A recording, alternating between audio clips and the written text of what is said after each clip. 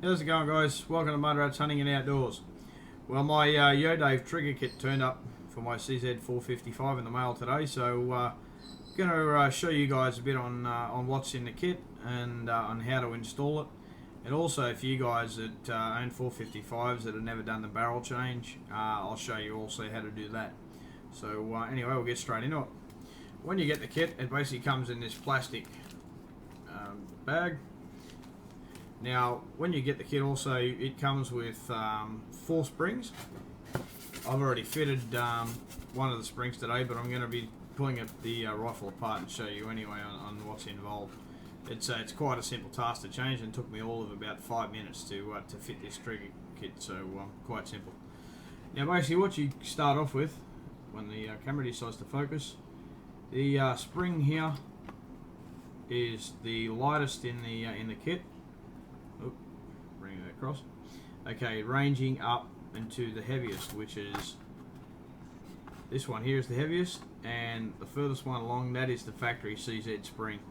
So yeah, I used the second spring in from the kit, from the lightest, which gave me a trigger pull of 2 pounds, which I'll show you down the track here in a minute.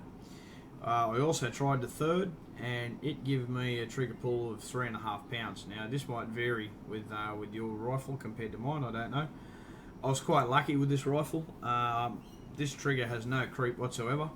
Although if you do experience a bit of creep with your CZ455, this kit also comes with a new front roll pin to replace the roll pin, the factory roll pin, when you knock that out to make your adjustments for creep. Now in here you have these little cylinders. Now they vary in different sizes, and using a different size one of those will take some of the creep out of your trigger if you've got a trigger that's got creep. And it also comes with a that other roll pin to replace the factory one as well, because the factory ones aren't that great. But anyway, guys, so we'll get into it. Also, in the first video I said, you know, I had a Bushnell XLT trophy 3-9 by 40 scope. So I fitted that up with a set of Leopold dovetail mounts, rather. Bit of a shocker there. But anyway, guys, we'll get straight into it. As you can see, the bolt's open. It's nothing in the chamber. It's quite safe. You need the bolt in for this job, so hence the reason why the bolt's in. Normally, I'd take the bolt out of my rifle and have it put aside. But, okay. Now I'll show you what's also involved in the CZ55 barrel change. It comes with your torque wrench, or your Allen wrench rather, for your barrel screws, and the torque style bit wrench to undo your action screws. I don't have the magazine at the moment, but it's actually got the 22 LR barrel in at the moment. That's just the magazine there. And then we have our CZ455 17 HMR 5-shot magazine as well. So anyway, we'll get straight into it. Let's bring this video over a bit closer. Now, with this, guys, it's quite a simple task.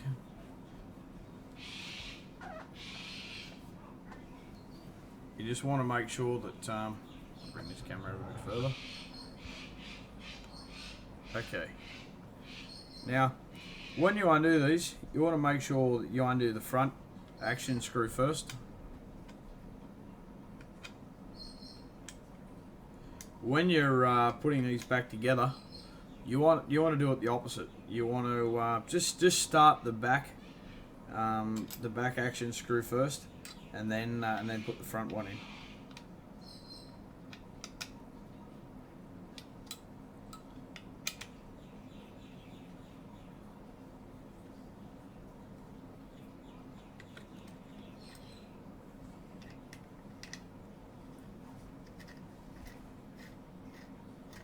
Okay, now once you've undone that, your trigger guard will just come out. You just put that aside. And you have a little plate just here, which comes out quite easy. Just slides out. Put that aside. And then now we can take the stock away from the action, barrel action. And there we have it. Quite simple. Now guys, this is the pin here, the front pin. If this damn camera will focus. This is the front pin that I'm telling you about. This is where you can take some of the creep out of your trigger if you've got any creep in your trigger. But to just change the spring, you just need to get a pin punch, much the same as this one, and then you just want to drive this. Sorry, you just want to drive this pin here out, but make sure you get a towel or a bit of cloth and ball it up in behind the other side of the trigger when you go to knock that out, just as a bit of support. These triggers are known to be brittle, but don't worry, if you take your time and watch what you're doing, drive it through so far, check the backside to make sure it's not binding and starting to bend or anything else like that, you will be fine.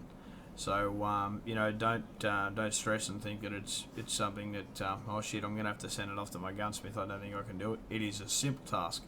So but anyway, once you drive that pin out, it's just a matter of pulling down the actual trigger, and this bar here will actually swivel out of the way, and then you can just change over the spring, put your other spring back on, swing it back up into place. You can see where it recesses into the bottom of the action, and then basically push it back up and in. You'll have to hold it in place with your hand while you're lining it up to put the pin back in, because it takes a bit of fiddling. It'll take two hands, and you'll have to hold it in place to get it started. But once you get it started and get it to take up, then it's quite easy. Just again, be careful when you knock it through that you turn it over once you get so far down, and then you check on the other side that it's starting to come through the actual trigger itself.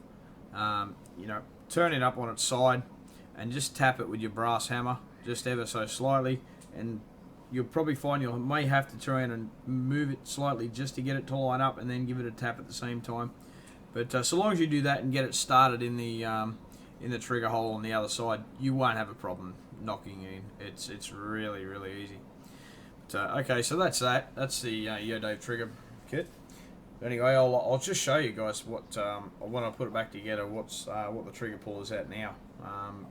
It originally, with the factory spring in, I put my Wheeler trigger pull scale on it, and it was pulling it around about 5 pounds. It was quite heavy, and it would make you pull off to the left or right depending on your shooter, on what which way you shoot. But anyway, guys, it's a much better now.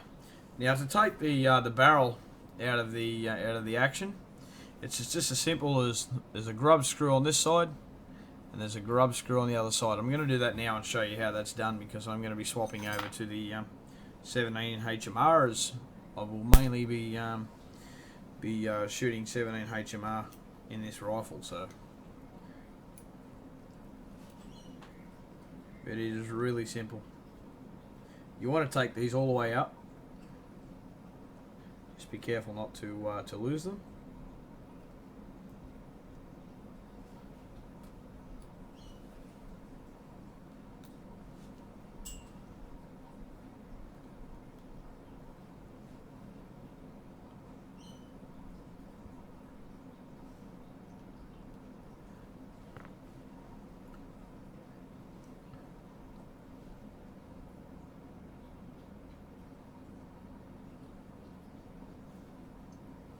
Okay, now to get the barrel out, just first of all grip the action and grip the barrel quite tightly, and just give it a little pull and it'll just slide straight out. A little twist and a little pull and it'll come straight out.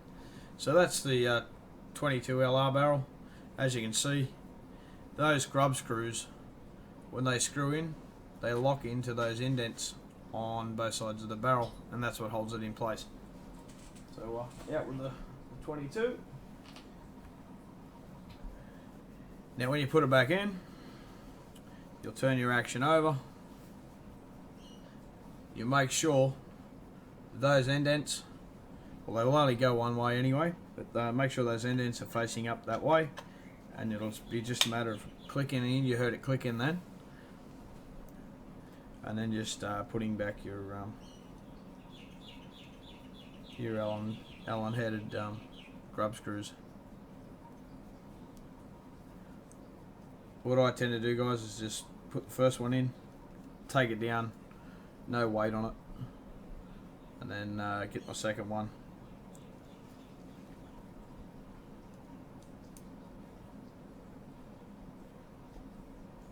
Do the same thing, take it down, and then just give it a little bit.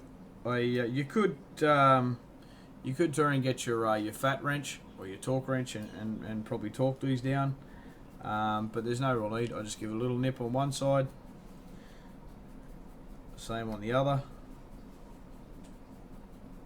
You don't want to over tighten them. Just give them a little nip. That's all they require. They don't require much. Okay, now this is still in 22LR at the moment, and you'll notice here a pin just here. This pin here is holding this block here in place, which is the block that allows you to fit your 22LR magazine. So to change it over to 17 HMR, what we need to do is just take the same Allen wrench that you used to turn around and undo the barrel screws, and just come straight in through the side here,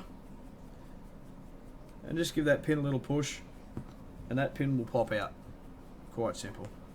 Once you've removed that pin, you'll then remove the block, and now your 17 HMR magazine will fit straight in, and she's ready to go.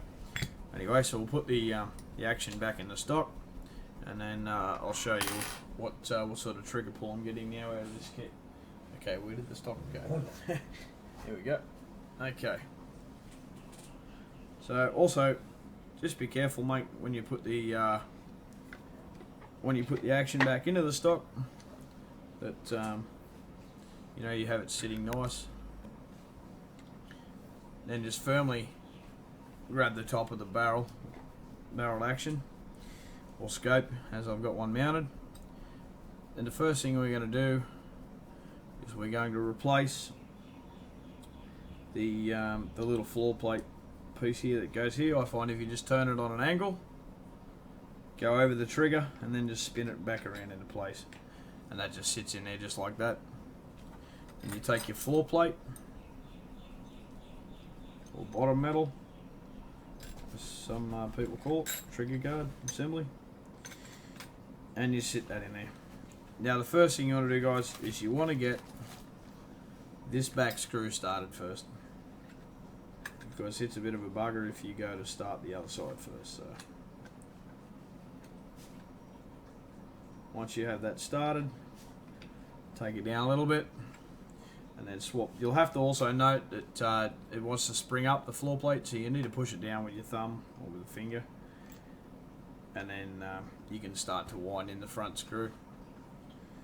Same thing with these guys. Don't over tighten them, don't wrench on them hard, because you will split the timber in the stock. Just nip them down a little, not over too tight. You know, if you have a fat wrench, which is firearms acrorising torque wrench from Wheeler Engineering, you could also use that to torque these down. Not sure what the settings are, factory settings are on these bolts, but I could probably find out and put that up in the description later on for you guys. But I just tend to just nip them down, not overly too tight, but just make sure they're in there.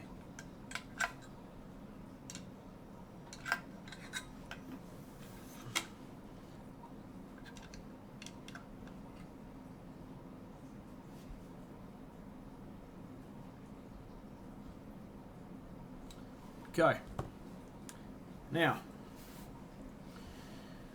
I'll show you the trigger pull on this one. There's nothing in the chamber, by the way, guys, just to show you that again.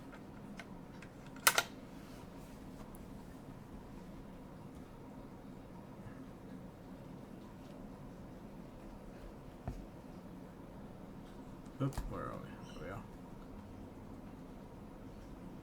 Nothing in the chamber. Not that you can see it anyway. But anyway, there's nothing in the chamber. You just have to trust me on that, and you'll find out in a minute whether there is or not anyway. But anyway, just chuck your magazine in. Okay. Just close the bolt. And I'll grab my trusty Wheeler Engineering trigger pull scale. I'll just get that trigger pull scale up there so you guys can see.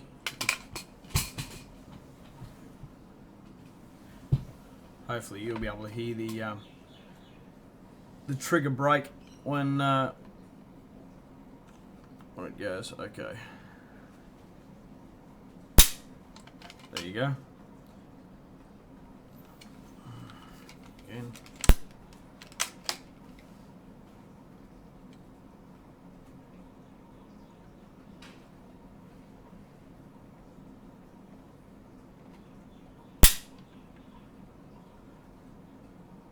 Okay, guys. Well, there you go. That broke at. I don't know if you can how well you can see that there, but that broke at 1.5 pounds. If that camera ever focuses, I take it's not going to focus.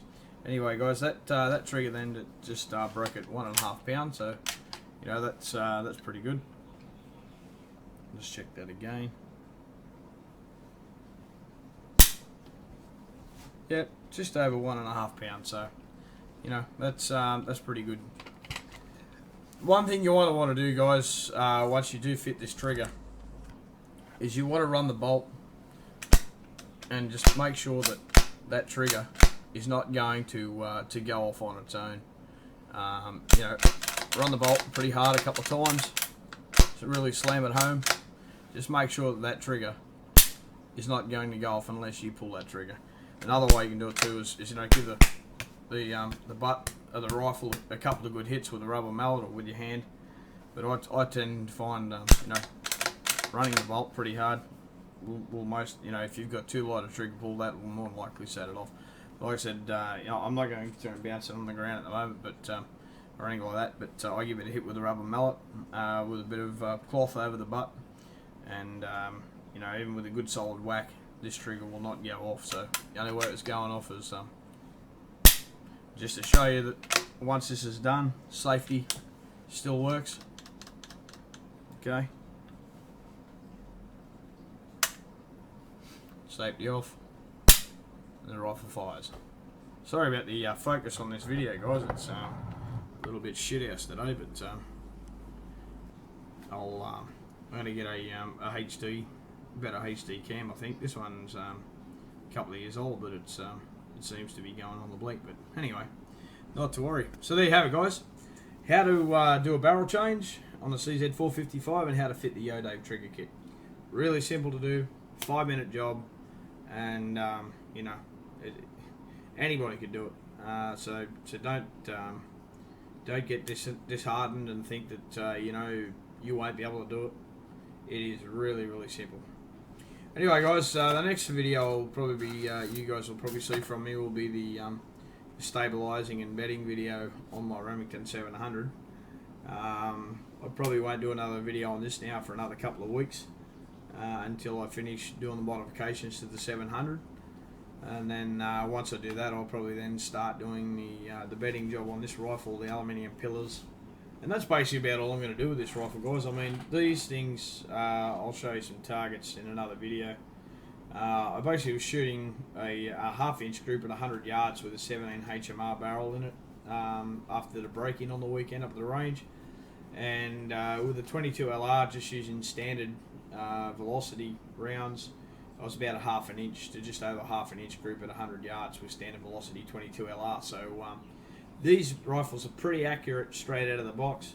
The only downfall, like I say, was that trigger. Now that trigger has been lightened, it's going to make it a whole lot better. Because of the rifle's so light, with that heavy trigger, I find you tend to pull your shots a little bit. You've really got to be mindful on keeping your crosshairs on the target as you squeeze the trigger.